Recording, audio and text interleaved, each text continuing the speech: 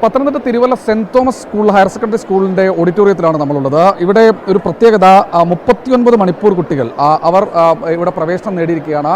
മണിപ്പൂരിൽ നിന്നുള്ള കുക്കി വിഭാഗത്തിൽപ്പെട്ട കുട്ടികൾ ഏതാണ്ട് ഒരു മാസം മുൻപാണ് കേരളത്തിലെത്തിയത്. അവർ കലാപഭൂമിയിൽ നിന്ന് രക്ഷപ്പെട്ട് ഇവിടേക്ക് വരികയായിരുന്നു. സത്യം ഇൻ്റർനാഷണൽ എന്ന ഒരു ചാരിറ്റി സംഘടന, സെമിനാരി സംഘടനയാണ് അവരിവിടേക്ക് എത്തിച്ചത്, തിരുവല്ലയിലേക്ക് എത്തിച്ചത്. എന്തായാലും ഒരു മാസം മുൻപ് വരുന്ന സമയത്ത് ഈ കുട്ടികളുടെ കണ്ണിലൊക്കെ ആകാംക്ഷയുണ്ടായിരുന്നു, സങ്കടമുണ്ടായിരുന്നു. പക്ഷേ ഇതാണ് യഥാർത്ഥ കേരള സ്റ്റോറി എന്ന് ഈ കുട്ടികൾ, ഈ മക്കൾ തിരിച്ചറിയുന്നത് പിന്നീടായിരുന്നു. ഭയങ്കര സന്തോഷമാണ്, ഭയങ്കര ഹാപ്പിയാണ്. ഞങ്ങൾക്ക് ഇത്രയും കുട്ടികളെ കിട്ടിയത് തന്നെ വളരെയധികം സന്തോഷമാണ്.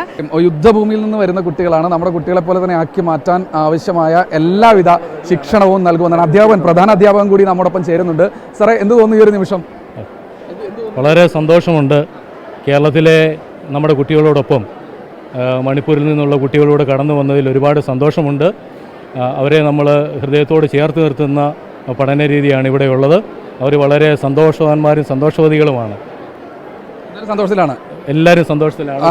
അല്പസമയത്തിനകം ഒരു മണിപ്പൂരി നൃത്താവിഷ്കാരത്തോടു കൂടിയാണ് ഈ പരിപാടി തുടങ്ങുന്നത്. എന്തായാലും 39ഓളം കുട്ടികളുണ്ട്. അവർ ആ ഒരു ആത്മവിശ്വാസത്തിൽ തന്നെയാണ് മുന്നോട്ട് പോയിക്കൊണ്ടിരിക്കുന്നത്.